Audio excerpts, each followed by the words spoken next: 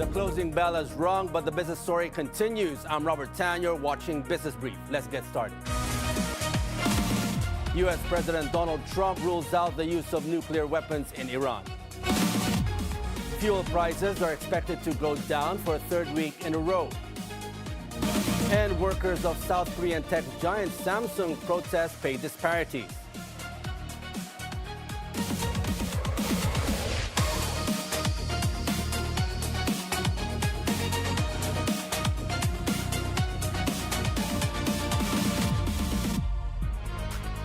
World oil prices could remain high for an extended period of time. This after U.S. President Trump admits he's not sure when his war with Iran will end. The latest on the Middle East crisis from Joel Caballero. U.S. President Donald Trump rules out the use of nuclear weapons in the war against Iran. Trump lashed out at the reporter who asked the question, adding that U.S. attacks in Iran have been effective so far. Sir, would you use a nuclear weapon against Iran? You posted on Truth Social a few weeks ago. We don't need it. Why do I need it? Why would a stupid question like that be asked? Why would I use a nuclear weapon when we've totally, in a very conventional way, decimated them without it? No, I wouldn't use it.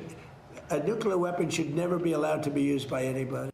Trump also admits the conflict could take time before it gets resolved. CNN reports U.S. military officials are developing new plans to target Iran's capabilities in the Strait of Hormuz if the current ceasefire falls apart. Excuse me, what do you say to the American people who question how much longer this will take? Obviously, you know that they are having higher... You're such a disgrace. Did you hear what I just said?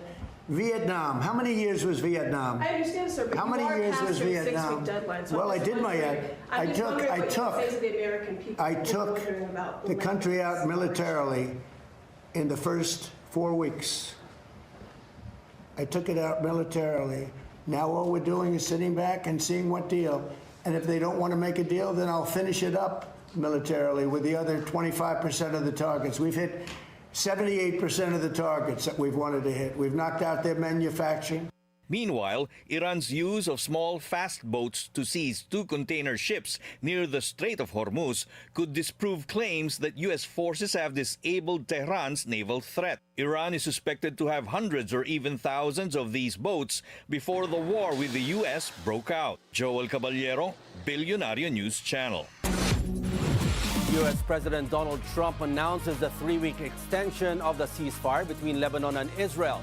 Trump says the second round of talks between both sides went very well and describes it as historic. Washington also signals support for Lebanon's defense against Hezbollah, reinforcing a strategic role in regional stability. The extension comes despite recent violence, highlighting a fragile but improving security backdrop in the region. Global oil prices rise amid uncertainty over the Iran war. As of 1:59 p.m., Brent crude rose to more than $105 per barrel. This came as talks to end the war between the United States and Iran remain stalled, even as the U.S. has extended a 2-week ceasefire until negotiations progress. In the local market, another round of fuel price rollbacks is expected next week. According to an industry source, based on 4 days of trading in the mean of Platts Singapore, or MOPS, diesel prices could drop by more than 8 pesos per liter, while gasoline prices may go down by about 43 centavos per liter. Estimates may still change with one more trading day left. Final adjustments will depend on the computation of the Energy Department. The Philippine Chamber of Commerce and Industry is backing a new customs reform aimed at cutting red tape and speeding up importer accreditation.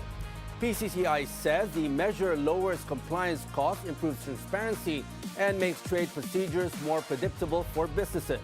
The group says it will continue supporting reforms that streamline customs processes and align Philippine trade with global standards.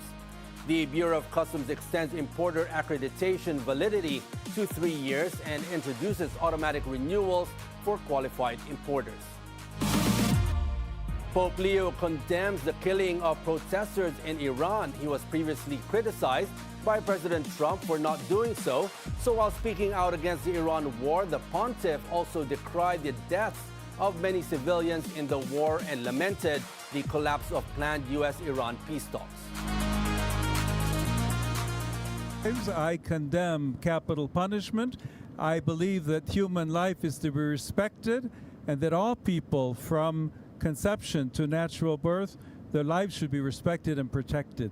So when a regime, when a country takes decisions which takes away the lives of other people unjustly, then obviously that is something that should be condemned. Cuba is now receiving oil relief from Russia, marking its first major fuel shipment to the island since U.S. sanctions tightened earlier this year. A Russian-flagged tanker delivers around 700,000 barrels of crude at Cuba's Matanzas Bay. Officials say the supply is easing pressure on the country's strained energy system. It is expected to help reduce blackouts after months of rolling outages affecting millions of Cubans. The Trump administration says it allowed the shipments on humanitarian grounds. The Department of Agriculture is tightening control over two major World Bank-funded reform programs by placing them under a single project management office. In a department order signed by DA Chief Francisco Chulaurel, the agency created the PMO for the Philippine Sustainable Agriculture Transformation Program and the Technical Assistance for Sustainable Agricultural Transformation Project. Both are funded through the official development assistance from the World Bank. The first program links funding releases to performance indications, while the second one provides technical assistance to push institutional reforms. Dedicated finance and procurement units are expected to play a critical role in avoiding delays. President Ferdinand Marcos Jr. is set to go on a state visit to Japan next month. The president, accompanied by First Lady Liza Araneta Marcos, were invited to visit from May 26 to 29. They will be welcomed at the Imperial Palace, followed by a state call and state banquet. President Marcos will also meet with Prime Minister Takaichi Sanae to discuss the country's strategic partnership with Japan and continue discussions on food, energy, and maritime security. The president is also scheduled to meet with Japanese business groups and members of the Filipino community. The U.S. Department of Justice says it will immediately loosen restrictions on some marijuana products and reclassify the drug as less dangerous. This is one of the biggest changes to the country's drug policy in decades. This move does not legalize marijuana across the U.S., but it's likely to reshape the $47 billion industry. Only 2 U.S. states have so far legalized it for medical use, and half have allowed it for recreational consumption. Legally speaking, it's a regulatory shift that shies away from the last 50 years of federal regulation. Ever since 1970, when the CSA, the Controlled Substances Act, was enacted, cannabis isn't in the same tier as heroin. So regulatory and legally speaking, this is a huge shift. State-regulated medical marijuana now would be moved from a group of drugs classified as highly addictive, such as heroin, to a less restrictive category for products that have a low to moderate potential for abuse, including common painkillers, ketamine, and testosterone. Marijuana products approved by the U.S. Food and Drug Administration would be moved to that category. We'll take a short break. This is Business Brief.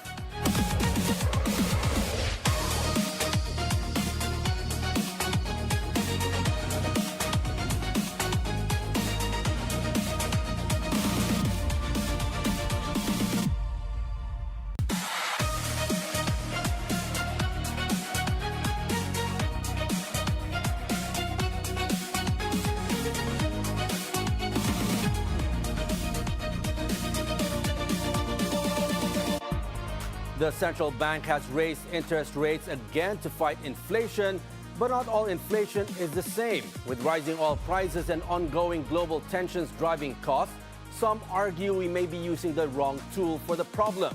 So the question now is simple but critical. Are rate hikes the right solution, or are they adding more pressure to an already strained economy? And joining us this afternoon is economist and professor Dr. Luis Dumlao, an expert in macroeconomics and international finance. He helps us break down whether today's policy moves are addressing the real drivers of inflation and what it all means for businesses and everyday Filipinos. Good afternoon, Professor. Welcome to the show. Hello, thanks for having me. Nice to see you again, Professor. I wonder if so much has changed since the last time you were here, but as you've heard, the BSP just raised interest rates again. Now, what specific problem is the central bank trying to solve with this move? Well, basically, it's time and again, it's admitted that it is a inflation targeting institution. So obviously, they're raising interest rate because they think they can actually lower or slow down inflation. Specifically, their models, what they believe is whenever they do something, the effect comes in 1 to 2 years down the road. So they're probably seeing something 1 to 2 years down the road, not something that is happening today. If inflation is mainly supply-driven, how effective are interest rate hikes as a tool to bring prices down? Raising interest rates do lower and slow down inflation. The problem with supply side shocks is that it also slows down economic growth. And then if the central bank raises the interest rate, yes, it may be able to slow down inflation, but it also runs the risk of slowing the economic growth even further, even risking recession. Now, there are views that raising interest rates at this point could actually do more harm than good. Now, do you agree with that? And where do you see the line where rate hikes stop helping and start hurting the economy? Well, the Governor Remolona himself has admitted that the decision to raise interest is not unanimous. So therefore, obviously they raise the interest. So most of them, majority of them, believe that raising interest can actually do more good than harm. But there are who think otherwise. For me personally, I think that's why I'm a little bit on the otherwise side. Now, what are the real-world effects of higher interest rates on borrowing, spending, and investment across the economy? Banks, financial institutions usually peg their interest rates on the BSP policy rates. And therefore, if the central bank raise its policy rates, interest rates across the board is going to increase in credit cards, mortgage rates, buying cars, and so on and so forth. Now, who feels the immediate impact of the rate hikes the most? Is it the households, smaller businesses, or the larger corporations, or all of the above? Well, all of the above, but some will be hurt faster than others. For example, unfortunately, the small ones will be the one to be affected first. So you have household through credit cards, and then you have small businesses with their loans, and then you have big businesses. Big businesses usually finance their business by issuing bonds. Therefore, what's going to happen is for big businesses, what's going to happen is they would have to pay higher interest rates when they issue bonds to finance their businesses. How quickly will it hit those who take out loans that don't have any fixed interest rates? How quickly will that affect them? Oh, even mortgages. That's why even mortgages they adjust. Most of the mortgages that I know are not fixed rates. They adjust them some every 6 months, some every year. So basically, ultimately, everyone's going to be affected.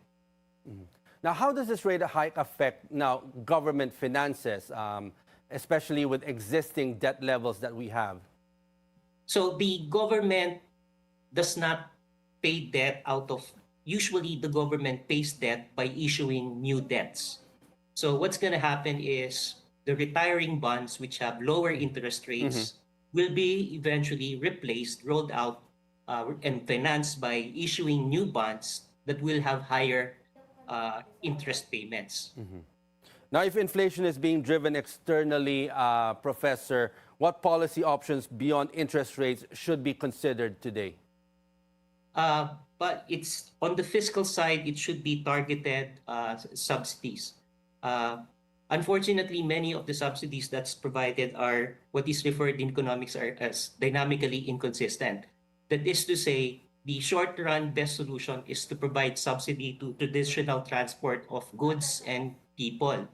However, that is not the best long-run solution, because the best long-run solution is to achieve SDG 7, or Sustainable Development Goal 7, for clean and renewable energy. So what is dynamically consistent is first to roll out the subsidies to modern, clean transport of goods and people. The rest would be raffled to traditional transport. I admit that that's not the best short-run solution. It's hurtful, but it is dynamically consistent. It is consistent with our long-term goal, which is clean and affordable energy. Based on all that, Professor, what is your outlook on the peso? The peso, it's unfortunately it's the pressure is to depreciate. I'm looking at probably 61 next year. As of the way with the theories they're saying, whether it be interest arbitrage parity or purchasing power, the pressure is for it to depreciate against the dollar. Now, when we look at that in terms of OFW remittances, I was asking this before, how can we move away from the reliance of OFW remittances coming in to the country when crises like this happen, and work our way back internally in terms of rebuilding the economy? There's nothing moving away from. We will rely on OFW, that's for sure, and there's nothing wrong with it. It's part of the global interdependence. Yes, we will be more dependent to the rest of the world, but just as we depend on the rest of the world, the rest of the world also depend on many countries like the Philippines, and that's the beauty of globalization. But as geopolitical risks are uncertain, especially for those who are working abroad and stand to lose jobs during these crises and lessen the remittances moving back in the Philippines, what else can we do back here on the local stage in terms of to mitigate that and balance it out? So if government has to be dynamically consistent, so we have to do with what we have at our disposal, individual households. But in the long run, we have to adopt clean energy.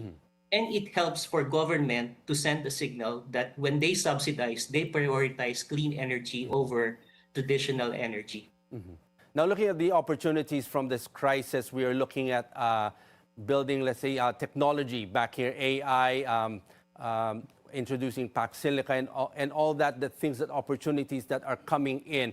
What do you think in terms of local businesses? What do we need to watch out for? And what needs to happen, let's say, in the next 3 to 6 months in terms of creating more opportunities back here?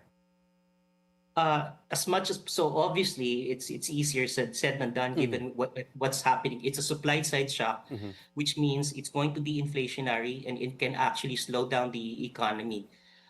So as far as businesses, that's not good news. The only way they can do is stand path, keep up with what you're doing, and as much as possible. So obviously, it's not the time to be overly aggressive or overly expanding businesses. But of course, not all businesses are the same. But generally speaking, it is what it is. It is unfortunate that we are not. The rest of the world also is on a wait and see mode.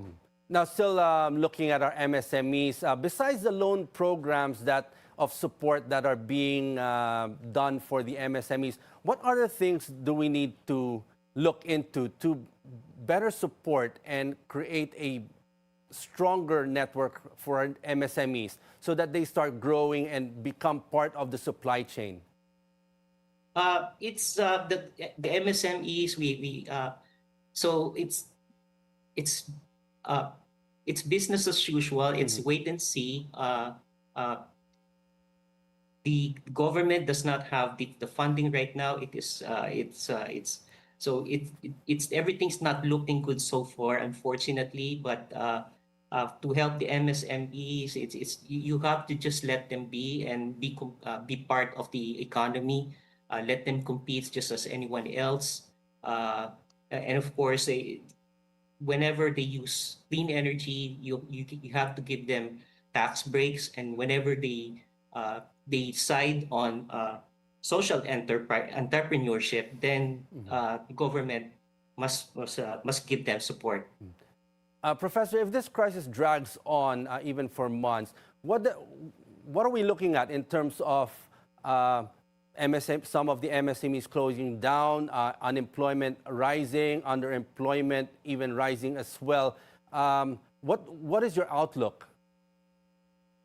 Okay, so everything depends. Everything changes with the war, right? So it's very so much uncertainty out there, unfortunately. Yes. But what we see in inflation is we have the first round of increase in inflation, which is on basically on gasoline.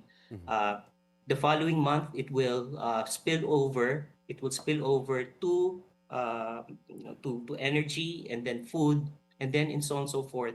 And then after a year, the next threat will be expectations that inflation will continue to rise. And I think that's what the central bank is trying to look at 1 year down the road.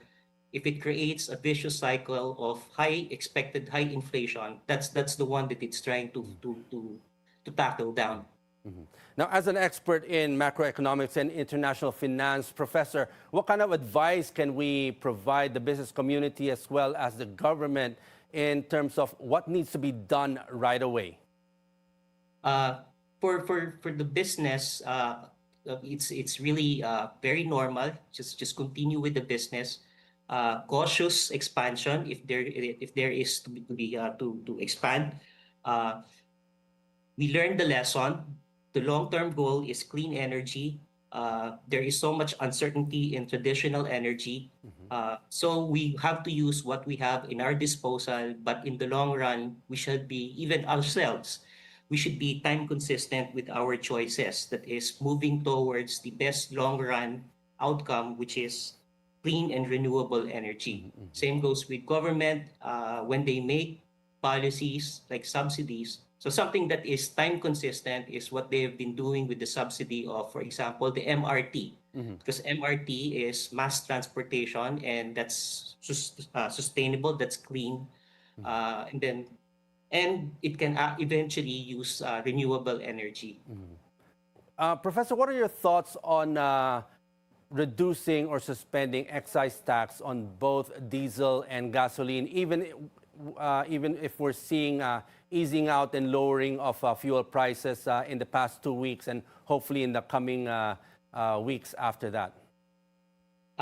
So it's a recurring theme, right? It is probably the best short-run solution because it helps out many of the traditional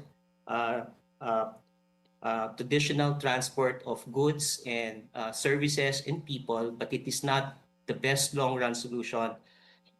Recurring theme is it is dynamically inconsistent. And then we have finance also. The debt to GDP ratio of our government now is over 60%, 62, 63%, and it keeps worsening. And that means that can lead to a risk in public financial crisis, ultimately in the long run. At the rate it's going, do you see more rollbacks in the next coming weeks? I'm sorry? Do you think that there will be more rollbacks in gasoline in the coming weeks, even if the excise taxes are still being discussed whether to lessen it or to suspend it at all for gasoline and diesel? We've seen in the past 2 weeks already a lowering of diesel and gasoline. Do you see a pattern here? Well, unfortunately the answer can be answered directly by people somewhere in Washington D.C. and people somewhere in Tehran, right? So right now it's continuous. There's a 2-week extension of the ceasefire. So just based on that, so it's not an economic science that based on that, then the next 2 weeks, if the ceasefire continues, then we would see rollbacks the next couple of weeks. Now, we've seen, we've been in crisis, we've gone through different crises in the past years.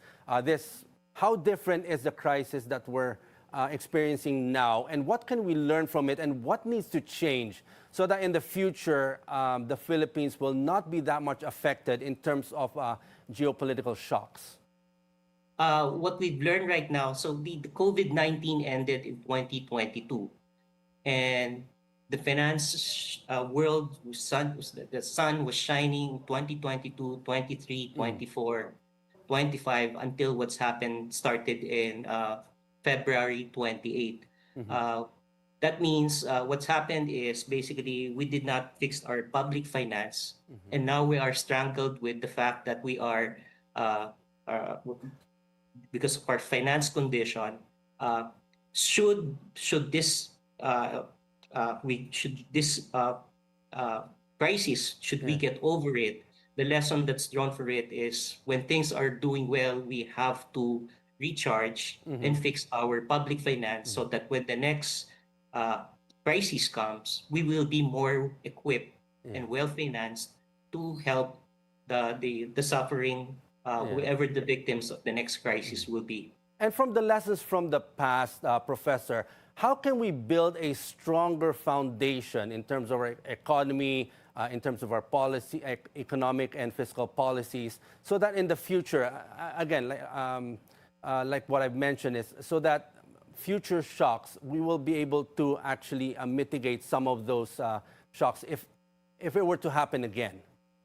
Okay, so we have from 2012, 2010 to around before the global financial crisis, before the pandemics. That's 3 years of, that's three administration of controlled spending. I'm not saying we should conduct contractionary fiscal policies or we should have austerity, because that can actually hurt the economy.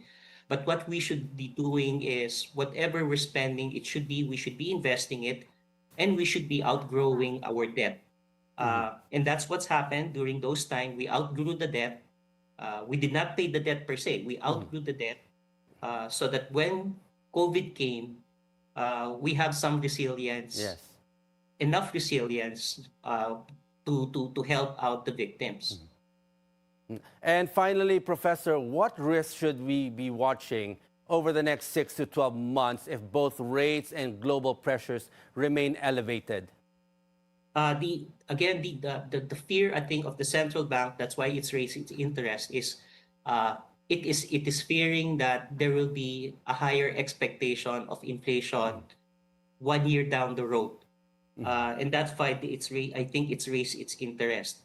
The problem with high expected inflation, it creates a self-prophesying effect, if you can call it that. So it's a self-prophecy because everyone thinks and expects that prices will go up, and so everyone acts as if prices will go up, and as a result, prices do actually go up. Thus, self-prophecy.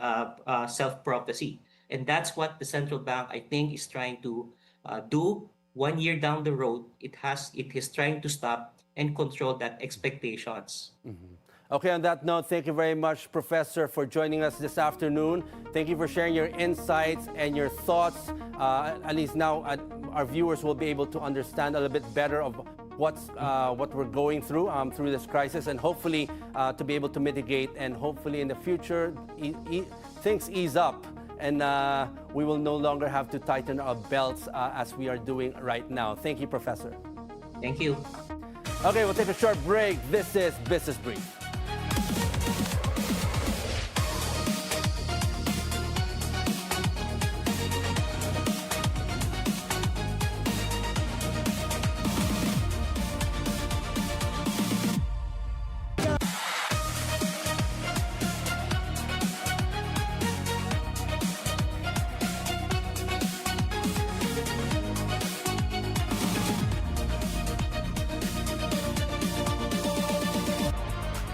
Tens of thousands of Samsung Electronics workers protest south of Seoul on Thursday. Workers' grievances include a massive gap in bonus pay with rival SK Hynix, which beat Samsung to the punch in delivering high-bandwidth memory for artificial intelligence chip units to NVIDIA. If their demands are not met, they plan to strike for 18 days. This could delay shipments to customers, push up chip prices further, and benefit rivals. Former Senator Antonio Trillanes is confident the prosecution has presented a solid case against former President Rodrigo Duterte at the International Criminal Court. Trillanes told BNC's On Point more witnesses are expected to take part in Duterte's trial after the pretrial chamber confirmed all the charges in his crimes against humanity case. Maraming witnesses na lumalabas at eventually iba nandoon na, no? Yung si Garma was the latest one, si Colonel Garma, umayag siya na maging testigo, so andoon na siya sa witness protection ng ICC. Meron pa ring mga iba na in transit, ika nga, doon. Tapos meron na ring naunang one of the original members din ng Davao Death Squad na bukod pa kay Las Cañas at Matubato. Meron na rin doon. Meantime, Trillanes pushed back after former Agriculture Secretary Manny Piñol denied his allegation that Samuel Uy is a drug lord. Ito po yan. Una-una, kailangan mag-enter siya ng appearance. Ano ba siya? Who is Mr. Manny Piñol sa buhay ni Sammy Uy? Diba? Okay. Tapos ganito, ang testigo nagsabi nito is si Arturo Las Cañas na original member ng Davao Death Squad. Nandoon siya sa inner circle. Siya nagbabantay ng mga shabu laboratory nila Sammy Uy, Michael Yang at Charlie Tan. At itong testimonya na ito yung pinakang pundasyon, pinakang angkla nitong ICC case na ngayon lang ay kinumpirma ng ICC. Mabigat po ang standard ng mga yan. Hindi ka pwedeng gumawa-gawa lang ng kwento at yun na pangahawakan nila. Trillanes said Duterte's trial could begin in September or October.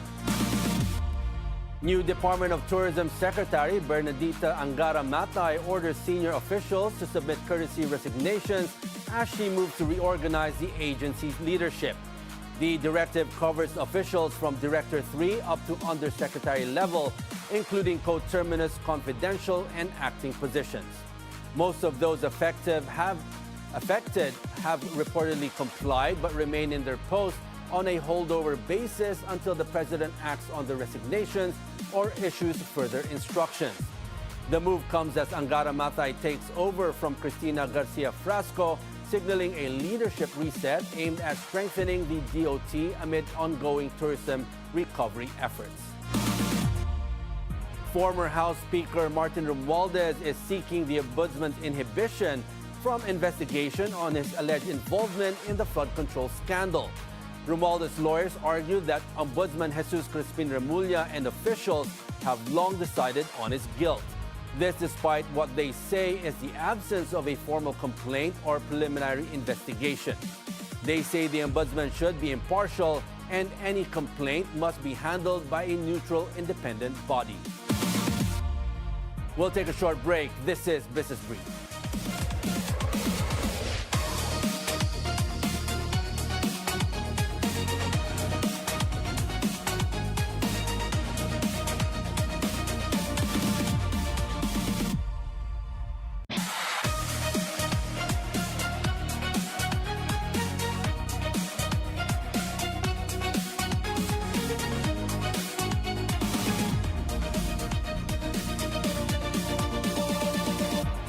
A law school dean is urging the government to pursue an Interpol red notice against former Congressman Zaldico. Speaking on BNC's Abogado, Rodel Taton of San Sebastian College Recoletos said this could serve as a starting point for negotiations to secure cause return outside the usual extradition or deportation process. He added that the fastest way to bring Ko back home is through direct diplomatic negotiations with the Czech Republic. I really think that the right thing to do for the Philippines is to really go diplomatic route if we really wanted it to be faster, and it will be directly with the Czech Republic. If we follow the deportation route and all the other routes, it can be in a longer period of time. Unlike if we go into the diplomatic route where the Philippines use a negotiation table and discuss with them the possibility of returning Zaldico to the Philippines, just like what happened with some famous fugitives from justice also here in the Philippines lately. We have Teves, Go, and I think this could be the right route as of this time. The National Bureau of Investigation files trafficking charges against the wife and son of former Congressman Mike Defensor after a bar raid in Pasig. The victims were allegedly recruited as customer care assistants, but they were exploited for sexual purposes. But authorities have yet to disclose specific details on the alleged roles of the two in the operation. Several bar employees were also arrested. BNC has reached out to the Defensor family for comment and is awaiting their response. New presidential peace advisor Mel Sarmiento says the Commission on Human Rights should conduct an independent probe into the deaths of 19 people in Negros Occidental during clashes between the military and the New People's Army last April 19. In an interview with Bilyonaryo news channels At the Forefront, Sarmiento asserted that it is CHR's job to conduct its own investigation to determine if there were human rights violations. Critics say those who were killed were civilians, including student leader Alisa Alano. But the Philippine Army asserts it exchanged gunfire with armed rebels. Unang-una, sa pangyayari, kung merong mang ika nga nagque-question sa ano talagang nangyari, mandato po sa nakasaad sa ating konstitusyon, trabaho po yan ng CHR. Okay. The Commission of Human Rights. Yeah, on kasi human rights. ang trabaho talaga nami-misunderstood din sila, yung kanilang office na as if lahat covered nila. Ang kanilang mandato talaga nakalagay sa konstitusyon excesses of government. So kung mayroong sa tingin may hindi tamang ginawa ang sundalo kasi bahagi po sila ng gobyerno, trabaho po nilang pag-imbestiga noon. Sarmiento stressed that local government units should work with the peace agency to address the root cause of armed conflict. We'll take a short break. This is Business Brief.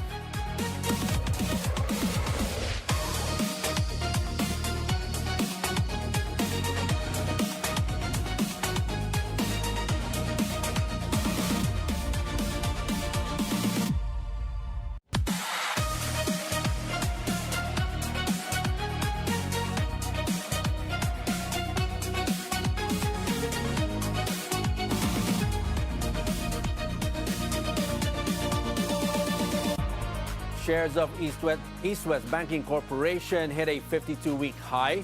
This follows a more than 21% increase in the bank's net income to nearly 10 billion pesos in 2025. It also comes after the company declared almost 2 billion pesos in cash dividends. SpaceX could benefit from stronger protections under Texas law, according to a regulatory filing seen by Reuters. This may allow the company to fend off any hostile bidder or activist investor seeking to push corporate changes. The company says provisions under a Texas law, along with its bylaws, could make it more difficult to complete acquisitions through tender offers or proxy contests, or to remove incumbent officers and directors. This comes as SpaceX prepares for what could be the largest initial public offering in history. Cisco Systems unveil a switching chip that it says can connect different types of quantum computers. This is another step in its efforts to link an internet of quantum machines, similar to how today's network equipment connects to the existing internet. Cisco is developing technology for quantum computers that can solve problems beyond the capabilities of current systems. It is also working with a range of partners to interconnect their machines. Asian shares are mixed as talks to end the U.S.-Iran conflict remain stalled. Among Asian markets, Nikkei 225 gains the most with nearly 1%, while Shanghai Composite falls the most by about 0.2%. In currency trading, the US dollar is mixed against major Asian currencies. In commodities, gold is lower while oil prices are higher. In cryptocurrency, Bitcoin is up slightly while Ethereum posts a decline. Philippine shares end in the negative territory as investors digest the latest monetary policy decision of the Bangko Sentral ng Pilipinas. The PSEI closes almost 0.7% lower to 59.43. Among sectoral indices, only industrial rises the most at 0.1%. Decliners outpace advancers 110 to 80, with value turnover at 5.5 billion pesos. Majority of the day's most active stocks are in the red, with Dito falling the most at almost 5%.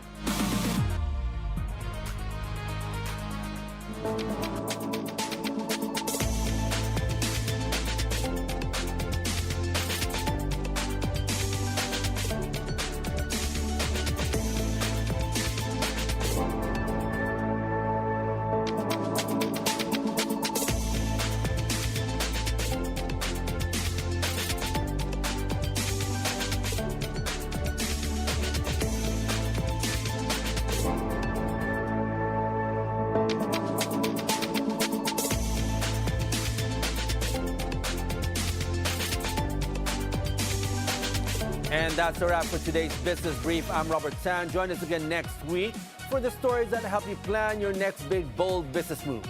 Only here on BNC, the Bilyonaryo News Channel.